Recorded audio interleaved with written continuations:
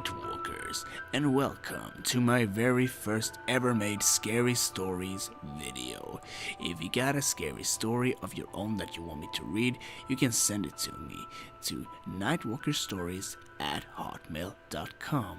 The first I'm gonna read is a one fan favorite of mine, and it's called The White Death. I'm currently sitting in front of my computer, scared witless. Every moment could be my last.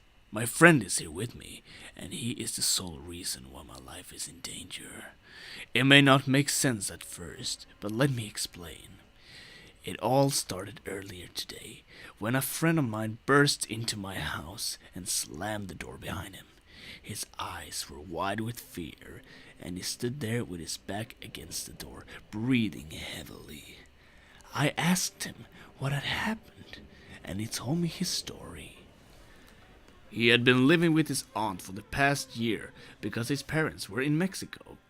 They were doing mission work at a small hospital in southern Mexico. The previous night, a bedraggled man had stumbled through the entrance of the hospital. He was screaming in Spanish and appeared to be out of his mind with terror. They brought him over to a chair and let him sit down as he caught his breath.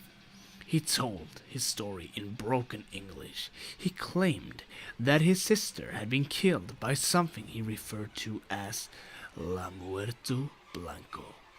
He kept saying that it was coming for him next. Confused, they asked him who or what a Muerto Blanco was. With a look of unfathomable fear on his face, he said that La Muerto Blanco was the White Death. She is the soul of a girl who died years ago. She died by her own hand, he said, alone and unloved. She hated life so much that she wanted to remove all traces of herself from the earth.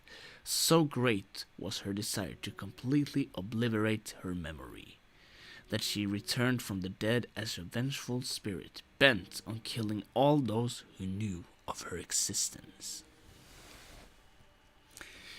She is a girl, but not a girl, he said. She's not dead, but not really alive. She has cold, black eyes that weep blood.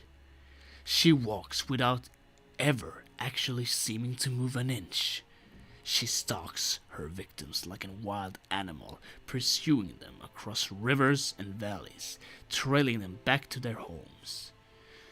You are never really aware that she is following you until you hear her telltale knock upon your door.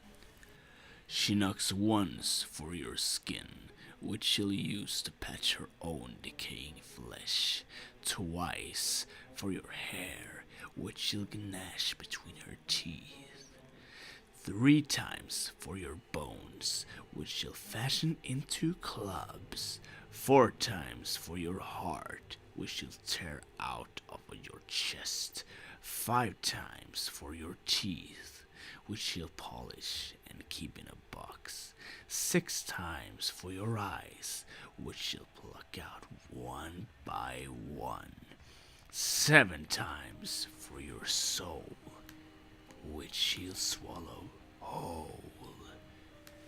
No matter where you go, the White Death will track you down, and you will hear her terrible knocking begin on the door.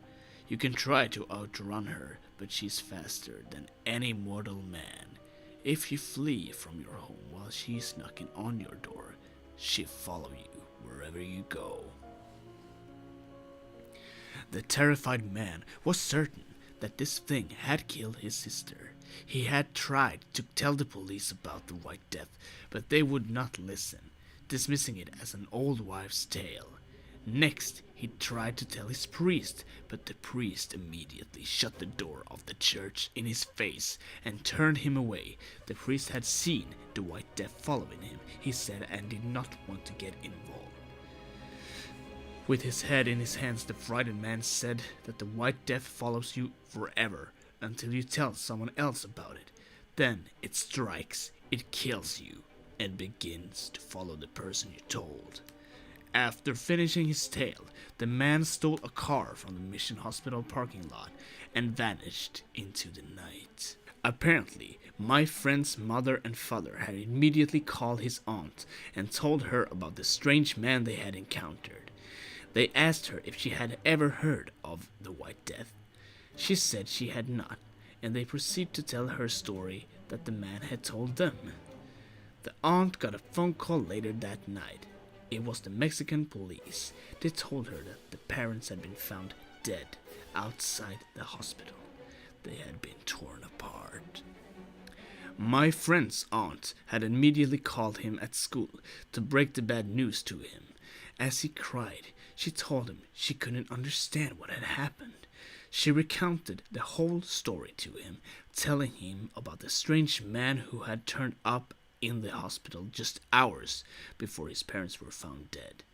She told him how the man had given his parents a weird and disturbing story about something called the White Death. When he hung up the phone, he had struggled to come to terms with what had happened. It almost didn't seem real to him. When he got home after school, he found the front door of his aunt's house standing open. Inside was a trail of blood leading into the kitchen. There, on the kitchen floor, he found his aunt's dead body. She had been torn limb from limb.